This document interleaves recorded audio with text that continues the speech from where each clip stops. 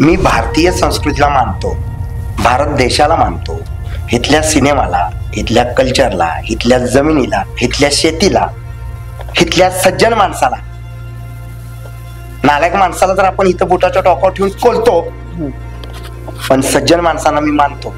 तर माझा क्रश मी उघडपणे सांगतो. चांद सी महबूबा हो मेरी कब ऐसा मैंने सोचा था, हाँ तुम बिल्कुल वैसी हो जैसा मैंने सोचा था. अरे बाप रे, हा काय प्रश्न विचारतोय? मला गुंतवायचा प्रयत्न आहे का?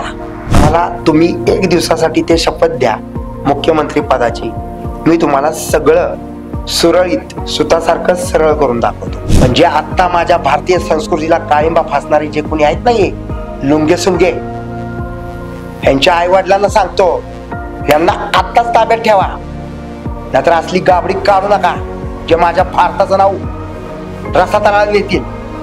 आज आमच्या टाइम्स ऑफ महाराष्ट्राच्या विशेष मुलाखतीमध्ये राज्यातले आणि देशातले नामांकित व्यक्तीपैकी एक असलेले, ज्यांचा काही दिवसांपूर्वीच आता 11 ऑक्टोबरला वाढदिवस झाला, त्यांचंच नाव म्हणजे एबी, त्यांना आपण बिग बी देखील म्हणतो, त्यातलेच एक आपले मराठीतले असलेले एबी आणखीन आहेत.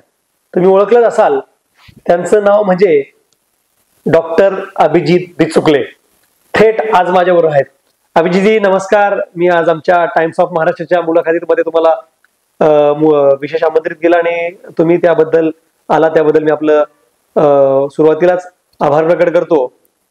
काय सांगाल अभिजितजी, आज कसं वाटतं तुम्हाला आमच्या टाइम्स ऑफ महाराष्ट्र विशेष मुलाखतीमध्ये? या प्रश्नाचं उत्तर असं आहे की मुजम्मिल ज्या दिवशी मला भेटला त्या दिवसापासून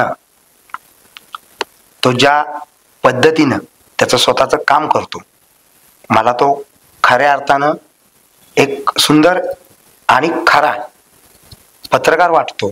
आणि ह्या क्षणापर्यंत त्याच्यात काही बदल मला दिसलेला नाही. आणि त्यामुळं मी सरासरी मला हवे असलेल्या लोकांनाच मुलाखती देतो. त्याच्यामध्ये तू एक आहेस, हे या प्रश्नाचं उत्तर होतं.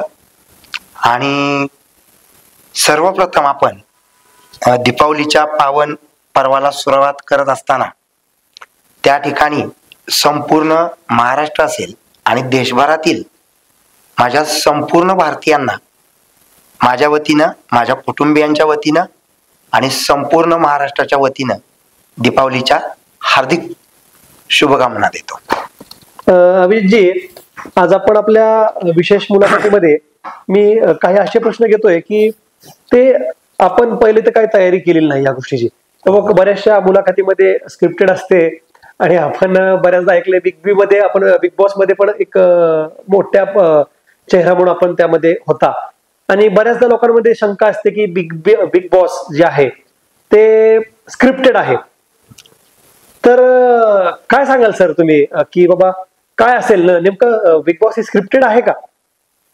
या प्रश्नाचं सर्वप्रथम हे सांगावं लागेल मला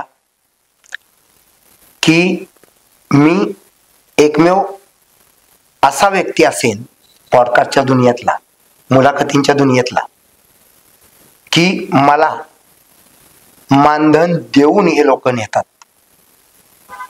तर ह्याच्यावरनं माझं स्टारडम किती हे कळतं.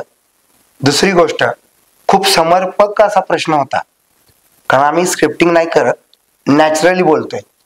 आणि मला ह्याने सांगितलेलं आहे की आपण ना नेहमीचे प्रश्न नाही घ्यायचे, खूप माझ्या मनातले प्रश्न घेऊया असं सांगितलं. तर क्लीन अँड क्लिअर मी सांगू इच्छितो, दोन्ही big boss, Marathi season number 2 असेल, हिंदी सीझन नंबर 15 असेल, आपण दोन्ही बिग बॉस मध्ये 2-2 महिने होतो. पण बिग बॉस हा पूर्णपणे नॅचरल आहे, त्याच्यामध्ये स्क्रिप्टिंग असं काही होत नाही. आणि तुम्हाला एकदा त्या घरामध्ये नेऊन सोडल्यानंतर कुणाचंच कनेक्शन पुन्हा त्या घरामध्ये तुमच्याशी होत नाही. माझे फोन माझ्या घरी म्हणजे साताऱ्यामध्ये होते. आणि जेव्हा जेव्हा मी 2 महिन्यानं बाहेर आलो तेव्हा मला ते फोन उपलब्ध करून देण्यात आले. त्यामुळं बिग बॉस माझ्या मते हा पूर्णपणे नॅचरल शो आहे. तुम्ही एकदा आतमध्ये गेलात की तुम्ही तिकडचे झालात. बाहेरच्या जगाशी तुमचा कुठलाही संपर्क नाहीये. तिथं तुम्हाला एक एक्स्ट्रा कागद नाही, पेन नाही, तुम्हाला कुठल्याही गोष्टी तिथं दिल्या जात नाहीत. अभिजितजी, एक मला ह्यामध्ये दिसून येतं, बऱ्याचदा तुम्ही इतके धाडशी स्वभावाचे आहात की जिथं कमी तिथं तुम्ही, असं एक एबीचा स्वभाव आहे. नेमकं तुम्हाला कधी जाणवलं की तुम्ही एक स्वतः इतके मोठे ऍक्टर होताल, इतके मोठे राजकारणी होताल, म्हणजे आज गल्लीपासून तर दिल्लीपर्यंत जर राजकारणाचा पार्ट आला तर अभिजित बिचुकले तिथं मिळतातच. तर नेमकं धाडसाचं बाबत तुम्हाला कधी कळालं? प्रश्न बघा, हे नॅचरल्स होत असतं. ह्याचं उत्तर मला द्यावंसं वाटेल की सर्वप्रथम पहिली आणि दुसरी मध्ये त्यावेळेला वय वर्ष मोजून 6, कारण त्यावेळेला 6 वर्षाची असली की पहिली जायची. तर त्यावेळेला सरासरी मला असं वाटतं की शोले चित्रपट असेल, दिवार असेल, त्रिशूल असेल, हे आपण पाहत होतो. आणि त्यावेळेला मला कळलं की अन्यायाविरुद्ध आवाज उठवायचा असेल, कसा उठवायचा आहे, तर एवढ्या लहान वयात ठरलं. आणि ते जाऊन 2री, 3री, 4थी, कारण 4थीला मी स्कॉलरशिपला बसलो होतो. आणि त्यावेळेला हे फायनल झालं की मला ज्या पद्धतीनं आपण इतिहासामध्ये वाचन केलेलं आहे, मग त्या ठिकाणी आपण सर्वप्रथम नाव घेताना असं म्हणतो की महाराष्ट्रामध्ये आमचे छत्रपती शिवाजी महाराज असतील, विश्वरत्न डॉक्टर बाबासाहेब आंबेडकर असतील, संतांमध्ये संत तुकाराम असतील, ज्ञानेश्वर असतील, आणि ह्या सगळ्या गोष्टी ज्यांनी स्त्री शिक्षणासाठी स्वतःचं आयुष्य संपूर्ण वेचून, सावित्रीबाई असतील, महात्माजी ज्योतिबा फुले असतील, ह्या सगळ्या गोष्टी करत करत करत करत त्या मार्गाला मी लागलो. आणि म्हणतो ना आपण असं की पी हळद आणि हो गोरी, असं नसतं. तो जो विचारांचा जो काही प्रभाव होता विविध मान्यवरांचा, आणि माझी प्रोसेस त्या विचारांशी जुळली, विचारांची, त्याच्यानंतर मी जीवनामध्ये वयाच्या 16व्या वर्षापासून साताऱ्यामध्ये जे कोणी तिथले प्रस्थापित नेते आहेत ते तुम्हाला माहितीच आहे.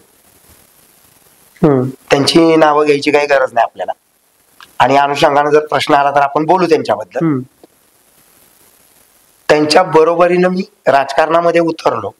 आणि 2004 साली मी पहिल्यांदा अपक्ष म्हणून साताऱ्याच्या जनतेच्या विकासासाठी 2004 ला विधानसभा निवडणूक लढवली. आणि त्याच्यानंतर मग सगळ्या निवडणुका मी लढलो. ते संपूर्ण जगाला माहिती आहे, ते सांगायची गरज नाही. समजा जर तुम्हाला एक दिवसाचा राज्याचा जर मुख्यमंत्री बनवायचं ठरवलं तर त्या एका दिवसात तुम्ही काय विचार करताल आणि काय देशाचा विकास करताल किंवा राज्याचा विकास करताल? एका दिवसामध्ये हे जे कोणी आपले आता नेते मंडळी आहेत त्यांना या महाराष्ट्र राज्याची गरिमा, प्रतिमा काही जपता येत नाहीये. एका दिवसात सुद्धा मी असं करेन की पहिल्यांदा जे भ्रष्टाचारी नेते आणि त्याच्याही पेक्षा मोठे भ्रष्टाचारी अधिकारी, ज्याला प्रशासकीय अधिकारी म्हणतो, ब्युरोक्रॅट्स म्हणतो, त्यांना वठणीवर आणावं लागेल. आणि ते शक्य आहे हो. तुम्हाला माहिती असेल, उद्धव ठाकरे ज्या वेळेला मुख्यमंत्री होते त्यावेळेला मी एक पत्र लिहिलं होतं. तो विषय कुठल्याही पॉडकास्टमध्ये आला नव्हता किंवा मुलाखतीमध्ये, की उद्धव दादा, मला तुम्ही एक दिवसासाठी ते शपथ द्या मुख्यमंत्री पदाची, मी तुम्हाला सगळं सुरळीत सुतासारखं सरळ करून दाखवतो. कारण इतका माझा महाराष्ट्र वाईट पद्धतीनं चालवतायत हे लोक आणि आमच्या राज्यासारखं सुजलाम सुफलाम सर्व गुण संपन्न निसर्ग देवदत्त देणगी असलेलं राज्य हे कुणाचंच नाहीये. इथं मासाहेब जिजाऊनी सोन्याचा नांगर फिरवला, पण हे आजचे नेते आणि प्रशासकीय अधिकारी हे सर्वसामान्य जनतेच्या आणि मतदारांच्या जीवावरती नांगर फिरवतायत असं माझं ठाम मत आहे. दादा, आता इतकं चांगलं तुम्ही आम्हाला सगळं सांगितलंय मुख्यमंत्री पदाबाबत. मला एक शंका होती. तुम्ही 2016 साली माझ्या लक्षात आहे की राष्ट्रपती पदाच्या निवडणुकीत फॉर्म भरला होता, ते बरोबर आहे का? करेक्ट. आणि आता काही दिवसांपूर्वी उपराष्ट्रपती पदाची निवडणूक लागली होती, मग त्यामध्ये तुम्ही फॉर्म का नाही भरला? ही गोष्ट एकदम खरी की 2016 साली राष्ट्रपती पदासाठी नरेंद्र मोदी साहेबांना त्यावेळेला त्यांना साहेब म्हणणे इतके ते लाडके होते. आता थोडा फरक पडलाय त्याच्यामध्ये. मला राष्ट्रपती करा म्हणून मी अगदी त्या ठिकाणी सजधज के तयार आहे. पण आत्ता जी निवडणूक झाली 1-1.5 महिन्यापूर्वी, त्याच्यामध्ये मी जाणीवपूर्वक शांततामय पद्धतीनं मी प्रगल्भ झालोय, मी मॅच्युअर झालोय, मी संयमी झालोय, म्हणून मी त्या ठिकाणी शांत होतो आणि म्हणून मी अर्ज नाही भरला. यावर्षी या गोष्टीवरती एकच गोष्ट सांगेन,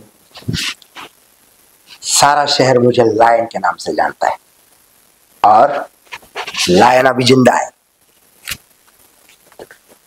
एकंदरीत तुम्ही सांगताय की ही मी बऱ्याचदा ऐकलं की शेर अभी जिंदा है, अशा गोष्टींचं तुम्ही हे करताय. मात्र मला एक लक्षात येत आहे की तुम्ही सलमान खानला मानत नाहीत. सलमान खानला अक्षरशः तुम्ही बिग बॉस मध्ये असताना सलमान भाईंबद्दल एक गोष्ट बोलले ते की त्याच्यासारखे सलमान खान सारखे माझ्या घरामध्ये झाडू 100 जण घरात नाही, गल्लीत झाडू मारायला. ह्याचं कारण काय सांगतो. ऍक्च्युली हिंदी बिग बॉस मध्ये सलमान खान याच व्यक्तीनं मला नेलेला आहे.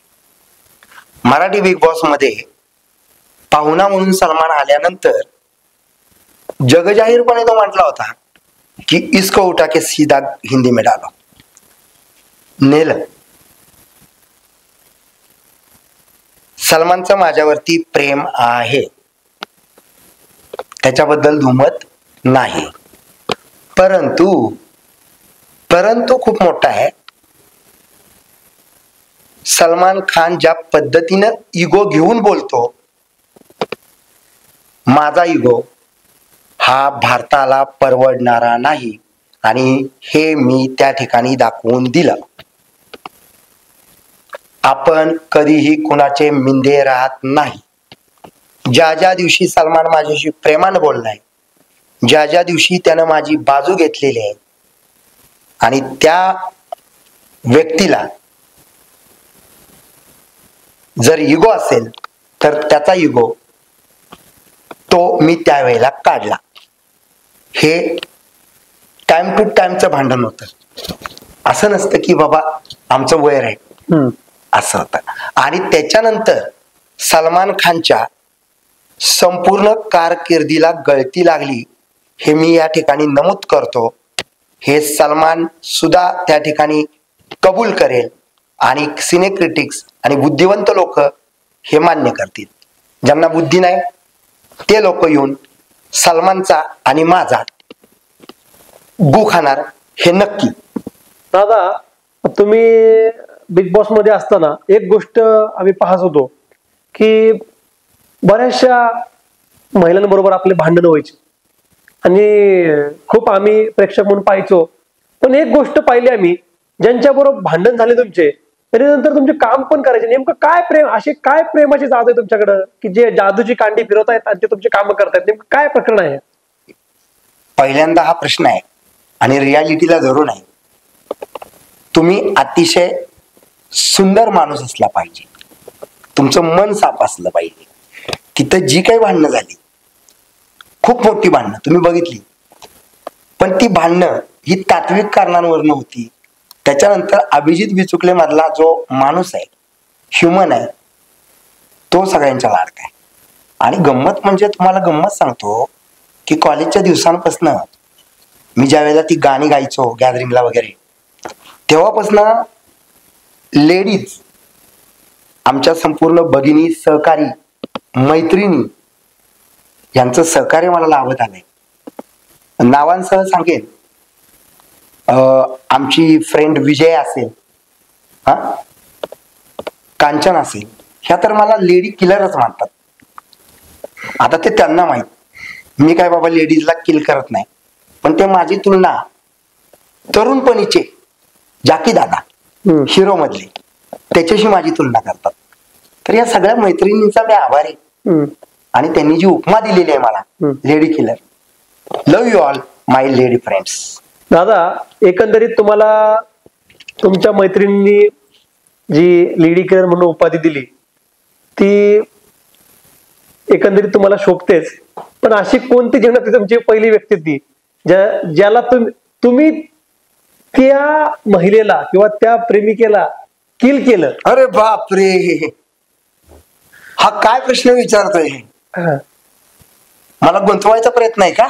गुंतवायचं काय? आज तुम्ही कॅमेरा समोर आहे, एकंदरीत लक्षात ठेवा, तुम्ही कॅमेराला घाबरता आणि कॅमेराला तुम्ही उत्तर दिलं पाहिजे. घाबरतो, कॅमेऱ्याच्या समोर घाबरत नाही, याचा अर्थ असं म्हणतं तुमचा आणि कॅमेऱ्याचा हा अतूट प्रेम आहे. पण खरं सांगू का, माझं पहिलं प्रेम हे गाणी, कविता, फिरवताय तुम्ही, ऍक्टिंग, मुळीच नाही. माझं दुसरं प्रेम, आणि ते माझं पहिलं प्रेम झालं, आणि ते मध्ये राजकारण. त्यामुळं मुलींशी माझं नाहीये, पण त्यांनी मला लेडी किलर ही उपमा दिली हे मी कबूल केल्यानंतर तुम्ही मला गुंतवायचा प्रयत्न करू नका. नाही, आता मला एक सांगा. नाही, खोटं बोला पण रेटून बोला, याचा अर्थ काय झाला?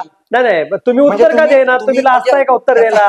याचा अर्थ तुम्हाला असं म्हणायचं की आमची प्रेमिका होती कोणतरी? हा, होतीच, असं काहीतरी असेल ना. बघा, आता तुम्ही कांचनचं नाव घेतलं, तुम्ही त्या विजयाचं नाव घेतलं, त्या फ्रेंड्स आहेत, मान्य करतोय, पण काहीतरी असेल ना, तुम्ही किल करायसारखं काहीतरी गोष्टी असतील ना. त्यांना जाऊन विचारा, त्या मैत्रिणींना, त्या मित्रांना, त्यांनी शोधू द्या. पण एक सांगतो, आता जर माझी कोणी प्रेमिका असेल, आता जर माझी कोणी बेस्ट ऑफ बेस्ट फ्रेंड असेल, सौभाग्यवती अलंकृताजी बिचुकले, आणि एक की त्यांना एक गाणं समर्पित करतो मी. क्या बात. सौभाग्यवती अलंकृताजी बिचुकल्यांना, किंवा ज्या पद्धतीनं कॉलेजमध्ये गाणी गायचो ना, तर मुकेश साहेबांचं खूप सुंदर गाणं होतं, त्यात 2 ओळी मी गाऊन दाखवतो. चांद सी महबूबा हो मेरी कब ऐसा मैंने सोचा था, हाँ तुम बिल्कुल वैसी हो जैसा मैंने सोचा. क्या बात, क्या बात आहे. एकंदरीत तुम्ही आम्हाला फसवताय. नाही, पण ठीक आहे, मी नाही फसवत. फसवताय. जाऊन माझा इतिहास शोधा. जसं सुब्रमण्यम स्वामी नावाचे जे आपले भाजपचे नेते आहेत, त्यांचे खूप मोठे व्हिडिओ व्हायरल होत आहेत सध्या. ते म्हणतायत मोदींची एक प्रेमिका होती, ते सुब्रमण्यम स्वामी म्हणतायत. तसं माझा एखादा मित्र म्हणतोय का बघू माझी कुठली प्रेमिका होती, तुम्ही शोधायला जा. ठीक आहे, आपण आता पुढच्या प्रश्नाकडे वळूया, कारण की तुम्ही उत्तर द्यायला तयार नाहीत. मला असं वाटतंय तुम्ही अभिनेते म्हणून बसले नाहीयेत, तुम्ही राजकारणी म्हणून बसलाय, असं एकंदरीत दिसतंय. असं काही नाही, प्रेम करायला मला वेळच नव्हता, आणि सत्ता सुंदरीवरती माझं प्रेम आहे. आणि सत्ता सुंदरी जर माझ्या हातामध्ये आली तर त्या सत्ता सुंदरीचा उपयोग करून त्या ठिकाणी सर्वसामान्यांचं जीवन सुजलाम आम्ही सुफलाम करावं ही माझ्या मनाची इच्छा आहे. एकंदरीत मी पाहतोय तुम्ही तुमचं खरं उत्तर द्यायला तयार नाहीयेत, पण आता आपण ते द्या सोडून, कारण की मी पण आता कदरलो आणि मी पण थकलो. शेवटी आता मला तुम्हाला एक अशा प्रश्नाकडे जावं लागेल की तुमचं ठीक आहे 2 मिनिटं समजू आपण, तुम्ही कोणाला किल नाही केलं, पण तुम्हाला कोणीतरी किल केलं असेल ना आणि तुमची कोणीतरी एखादी क्रश असेल ना, ती तर सांगा. नाही, क्रश पण कुठल्या अर्थाने हे मला सांगा पहिल्यांदा. म्हणजे एखाद्या वेळी समजा तुम्ही आता आज अभिनेते आहात तुम्ही, तर तुमच्या सिने क्षेत्रातली म्हणा नक्की अशी कोणीतरी नट वगैरे असेल. या प्रश्नाचं मी उत्तर देणार. मी भारतीय संस्कृतीला मानतो, भारत देशाला मानतो, इथल्या सिनेमाला, इथल्या कल्चरला, इथल्या जमिनीला, इथल्या शेतीला, इथल्या सज्जन माणसाला. नालायक माणसाला तर आपण इथं बोटाच्या टोकावर ठेवून कोलतो, पण सज्जन माणसांना मी मानतो. तर माझा क्रश मी उघडपणे सांगतो. सिनेमा पाहत होतो आपण लहानपणापासून, पण Indian woman of the celluloid of India, none other than Jaya Prada. क्या बात. क्या खूब आंखें तेरी, क्या खूब आंखें तेरी, इनमें जिंदगानी है मेरी, जी लेंगे हम देख देख के इनको, क्या खूब आंखें है तेरी, तू ही तू ख्वाबों में, तू ही तू ख्वाबों में, है न दूजा कोई और, जुबां पर आज दिल की बात आ गई. तुमसे बढ़कर दुनिया में, तुमसे बढ़कर दुनिया में, न देखा कोई और, जुबां पर आज दिल की बात आ गई. लयू जयाप्रदाजी. मला एकंदरीत वाटतंय संध्याकाळी वहिनींकडे तुम्हाला फटके तर मिळणारच आहे. नाही, मी क्रश बद्दल बोललोय, सेल्युलॉइडच्या नायिकेबद्दल बोललोय, भारतीय वुमन बद्दल बोललोय. तुम्ही मला नको तो प्रश्न विचारून गुंतवायचा प्रयत्न करत होता. मी सुटलोय. नाही सुटले तरी असताल तुम्ही, तर मला एकंदरीत असं वाटतंय कदाचित तेच तुम्हाला पाहिजे होतं का? मला तेच पाहिजे होतं. पण मी नाही मार्ग आला, कारण मी जयाप्रदाजींबद्दल बोललोय. आणि आमच्या जीवनातली जयाप्रदा, आमच्या जीवनातली श्रीदेवी, आमच्या जीवनातली Karisma Kapoor is none other than महाराष्ट्राची पहिली महिला मुख्यमंत्री सौभाग्यवती अलंकृताजी बिचुकले.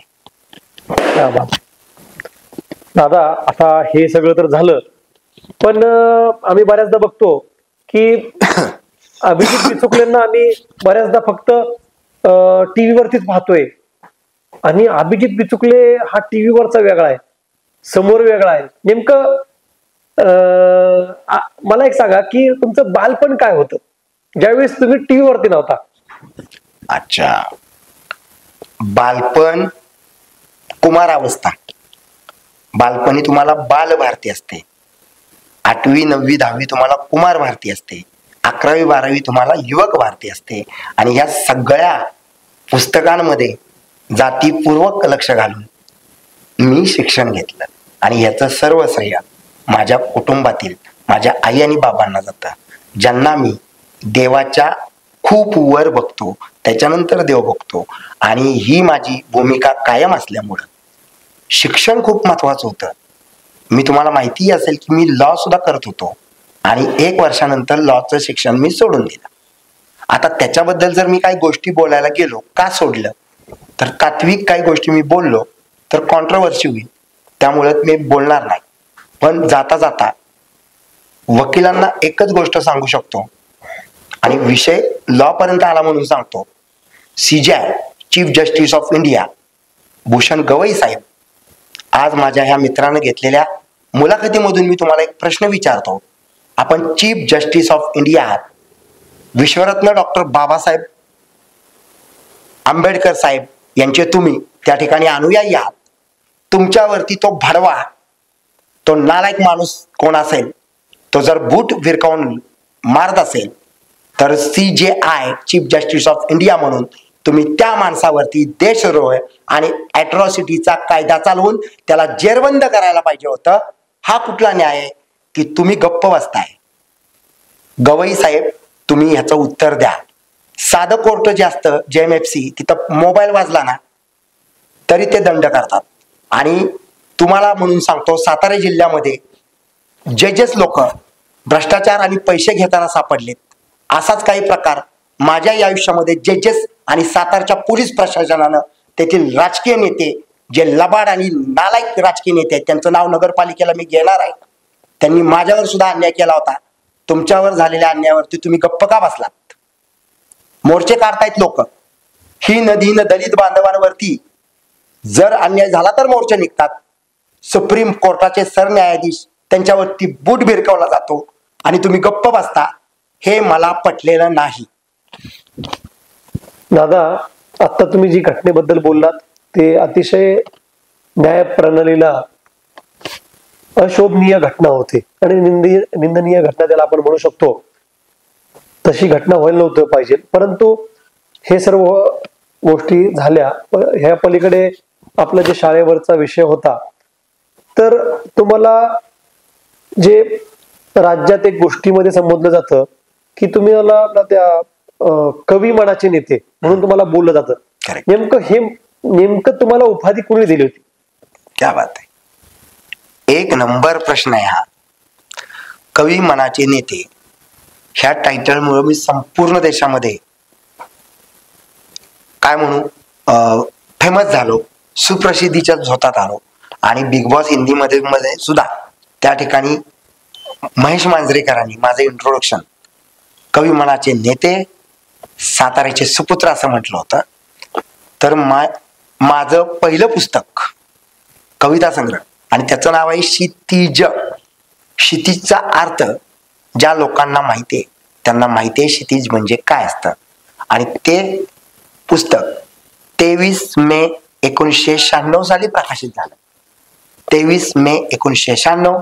आणि साताऱ्यातले नामांकित चित्रपट निर्देशक, दिग्दर्शक, एक सुंदर व्यक्तिमत्व अरुण काका गोडबोले यांनी त्याला प्रस्तावना दिली होती. अरुण काकांचं नुकतंच निधन झालेलं आहे. त्यांनाही भावपूर्ण श्रद्धांजली देतो. आणि त्या दिवसापासून 96 सालापासून माझ्या मित्रांनी आणि सातारकरांनी मला ही उपाधी दिली होती. त्याच्यामध्ये फार मोठा वाटा हा अरुण काका गोडबोलेंचा होता. माझ्यावरती अरुण काका गोडबोलेंनी अफलातून अभिजितला अनेक आशीर्वाद असा लेख 2001 साली ऐक्य या सातारच्या मुखपत्रामध्ये लिहिला होता. आणि तेव्हाच बाळाचे पाय पाळणे दिसले होते. आणि त्यानंतर कवी मनाचे नेते आज संपूर्ण देशभर माहिती आहेत. ह्याचं सगळं श्रेय माझ्या कवितांना, माझ्या गीतांना आणि माझ्या सर्व मित्र बांधवांना जातं आणि माझ्या घरातल्या आशीर्वादाला जातं. ह्याच्या पलीकडे मी काही सांगू शकत नाही. मला एक गोष्ट सांगा की तुम्हाला कसं लक्षात आलं की तुम्ही अभिनेते होताल? तर हे कुठून तुम्हाला दिसलं होतं की बाबा तुम्ही अभिनेते होताल किंवा तुम्ही या बॉलिवूड मध्ये आपलं मराठी ह्याच्यामध्ये जाताल? खूप सुंदर प्रश्न आहे. नाटकांमध्ये आम्हाला शुक्रवार हा दिवस असायचा आणि शुक्रवारी संध्याकाळी 3 ते 5 या वेळेमध्ये बालसभा असायची. तर त्या बालसभेला मी इतके निबंध, इतक्या कविता घेऊन जायचो आणि निडरपणे त्या सगळ्या सादर करायचो. म्हणजे मला चांगलं आठवतंय, 7वी मध्ये असताना मी गड आला पण सिंह गळला हा अख्खा पोवाडा पाठ केला होता. वय वर्ष 12व्या वर्षी हा माझा पोवाडा पाठ होता. आणि तो पोवाडा शाळेतल्या सगळ्या शिक्षकांनी ऐकलेला आहे. त्यावेळेच्या विद्यार्थी संपूर्ण मित्रपरिवारानं. आणि मी ना कन्सिस्टन्सी खूप मानतो, सातत्य. मला जी गोष्ट करायची ना ती गोष्ट मी कायम करत जातो. ऐकावं जनाचं, करावं मनाचं, हा संपूर्ण माझा दिनक्रम असतो. आणि म्हणून मी या ठिकाणी आलो. जे लोक असे वागले ते ह्या जगावरती राज्य करायला गेले. आणि त्यातले सगळ्यात पहिले आहेत विश्वरत्न डॉक्टर बाबासाहेब आंबेडकर. 2 नंबरला असतील महात्मा ज्योतिबा फुले, छत्रपती शिवाजी महाराज. माँसाहेब जिजाऊंनी त्यांना असं बाळकडू दिलं, रामकृष्णांच्या गोष्टी सांगितल्या. म्हणून छत्रपती शिवाजी महाराज जन्माला आले त्यावेळेच्या नालायक लोकांनी त्यांनाही शूद्र म्हटलं होतं. पण शिवछत्रपती हे छत्रपती झाले स्वतःच्या मनगटानं. हे आमचे आदर्श आहेत आणि आम्ही शिवरायांचे वैचारिक वारस आहोत. म्हणून कधीही अन्याय आम्ही सहन करत नाही आणि कोणावरती अन्याय झाला तर त्या ठिकाणी मी म्हंटल होतो, सारा शहर मुझे लायन के नाम से जानता है और लायन अभी जिंदा है. दादा, तुमच्या या सर्व संवादातून एक गोष्ट लक्षात येते की देशावरचं तुमचं प्रेम असेल, त्यासोबतीला राजकारणाबद्दल बरोबरचं जे प्रेम असेल, समाजाबरोबरचं एक प्रेम असेल, ते अटूट आहे. त्याला आपण कधी त्याला कमतरता त्यामध्ये दिसून येत नाही. पण आता जे आताचा काळ आहे, म्हणजे त्याला आपण 21वं शतक म्हणतो, आणि हे काळाप्रमाणे देशामध्ये खूप अफलातून बदल होत चाललाय. म्हणजे त्याला आपण जेनजी एक प्रकार म्हणतो की जे सोशली आता बदलत चाललेत, युवक असतील, युवती असतील, हे बदलत चाललेत आणि कालांतराने खूप गोष्टी अभूतपूर्व वेगळ्या दिसून येत आहेत. त्यावर तुमचं काय मत आहे? विज्ञानाच्या युगामध्ये विज्ञानाला धरून भारत देशाचं नाव मोठं करणारे इस्रोवाले असतील, सायंटिस्ट असतील, हे लोक ज्या पद्धतीनं काम करतायत, IT सेक्टरमध्ये असतील, हे लोक ज्या पद्धतीनं काम करतायत, हे आमच्या देशाला स्वाभिमानित्व देणार आहे.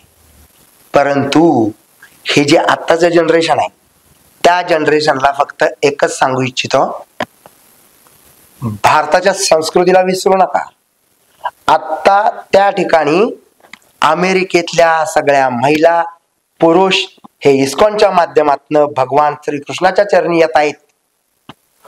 ज्या वेळेला वारी निघते आमची पंढरीची, त्यावेळेला आपण बघतोय मीडियामध्ये की फॉरेनर्स महिला येऊन त्या ठिकाणी दिंडीमध्ये सामील होत आहेत, माता तुळशीला डोक्यावरती घेत आहेत.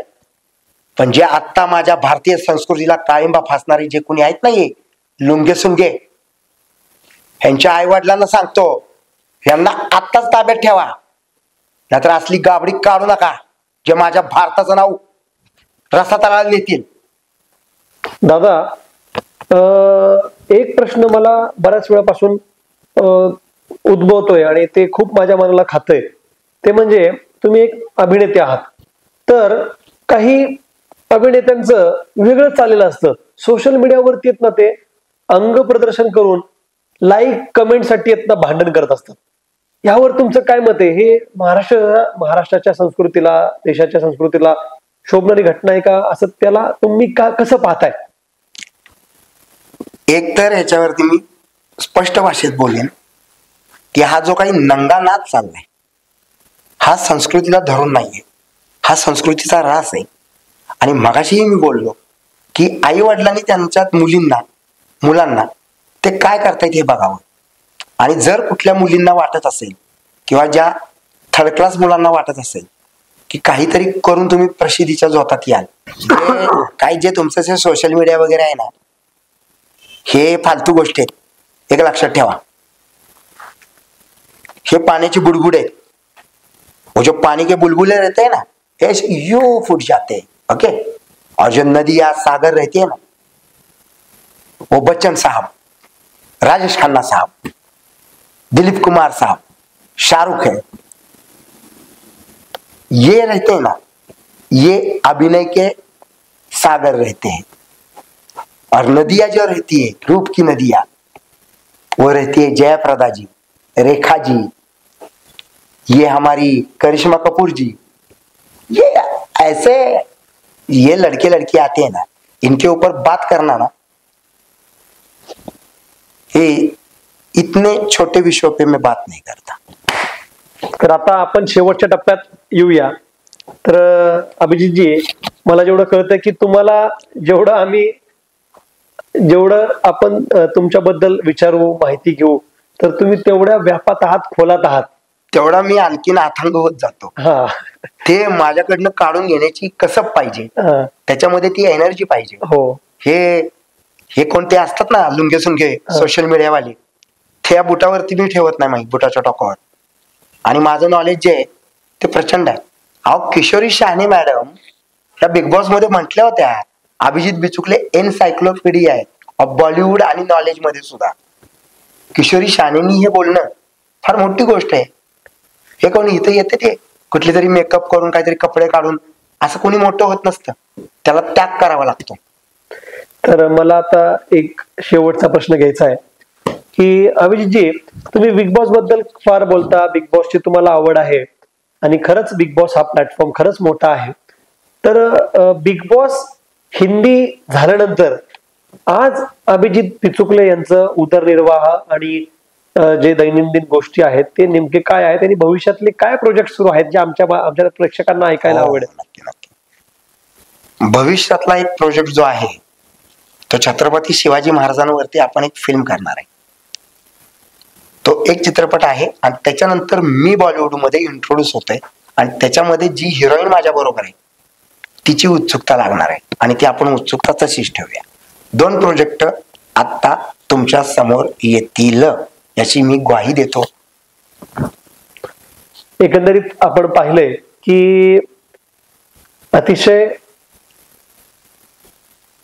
नावाजलेले व्यक्तिमत्व म्हणजेच अभिजित बिचुकले, ज्यांच्याबद्दल आपण अत्यंत चांगली आता माहिती त्यांच्याकडून घेतलेली आहे.